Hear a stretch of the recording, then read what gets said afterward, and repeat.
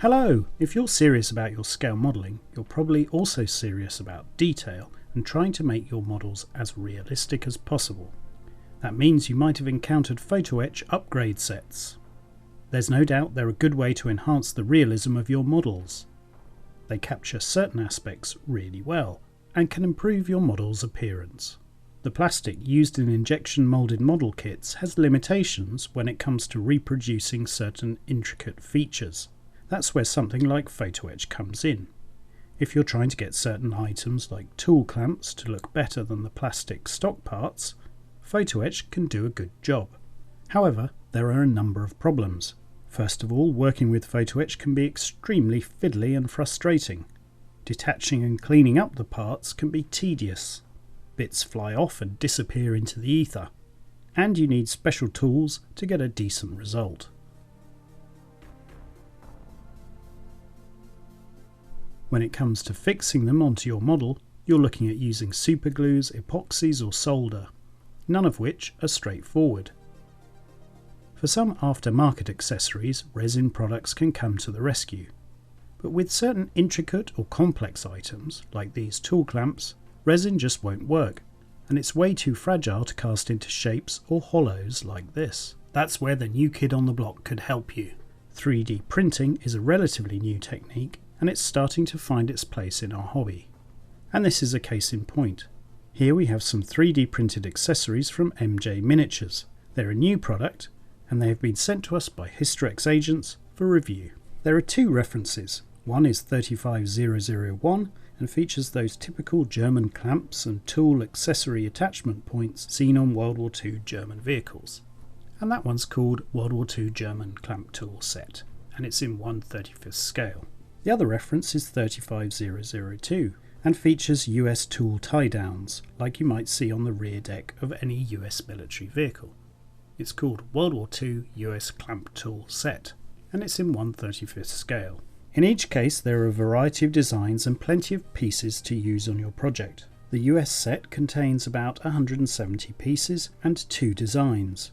They really accurately show the fabric belt and loops used to secure tools like spades or pickaxes in place. What's neat is they also feature the metal tie-down hoops that are a feature of the design.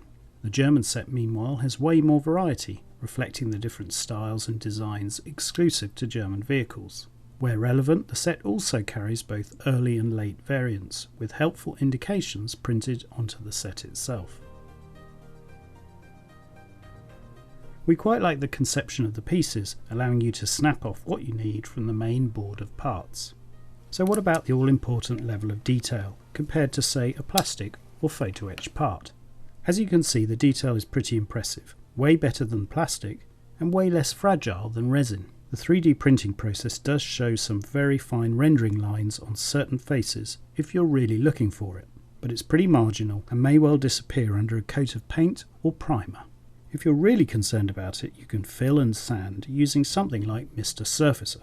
However, most people won't be too concerned. It's all definitely highly detailed, easy to work with, and a pleasing material to handle and use. Is it thinner and more detailed than photo etch for this particular application? Well, no. But you don't need all the bending tools that photo etch requires, or the level of dexterity of a master jeweler. So how easy are they to work with, and how do you actually use them?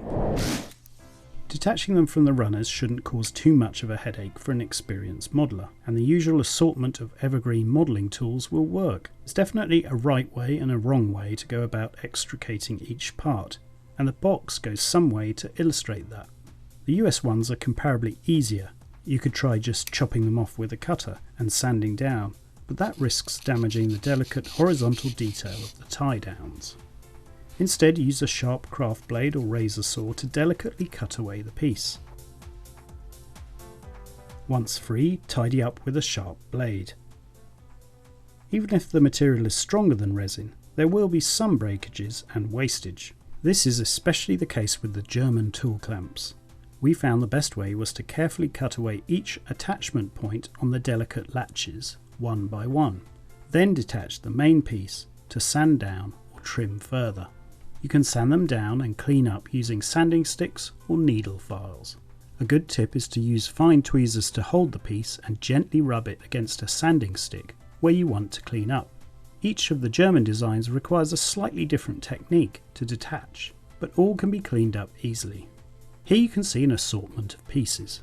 They certainly are impressive and compare well with their counterparts in plastic. They also give brass versions a run for their money, mainly as they're undoubtedly easier to handle and manipulate. The real question is, how do they look and how can you attach them to a vehicle? To demonstrate this, we use this Tamiya 1/35th scale King Tiger kit and temporarily attach them using tacky wax from Deluxe Materials, a short-term fixing product that can be washed away with water. Here you can see how they look.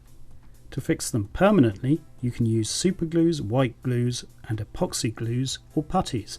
When it comes to fitting the hollow pieces to tools, whether they are in resin or plastic, you need to carefully sand down any moulded fastening detail first. If you cannot fit the tools through the holes, you will have to cut them at a suitable point, apply the clamp or fabric loop, and then carefully reattach the two parts of the tool. As you can see, it is possible to do this without too much damage if you're careful.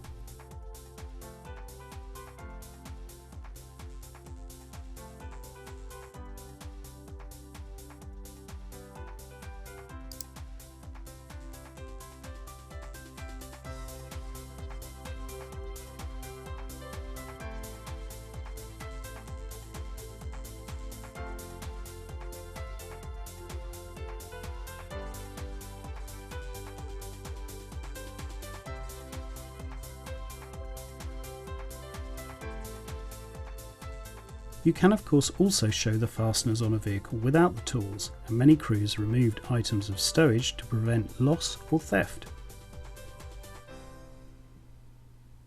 Overall, the effect is realistic and well worth the effort of a small amount of work. It's a great idea to harness this new exciting technology for such a specific and challenging area. The material can break, but the level of detail and sheer number of parts in the set means that once you get the hang of these items, you'll use them again and again. They are more complex than using a plastic kit part, but a whole lot easier than agonising over tiny pieces of photo etched brass. We're certainly impressed, and we will use them going forwards. Don't forget, these and thousands of other useful modelling products are available now from Historex Agents. Don't hesitate to get a set for your next modelling project, and thanks to them for the sample. So why not take a break from fiddly photo etch and give these a try? Until the next time, bye.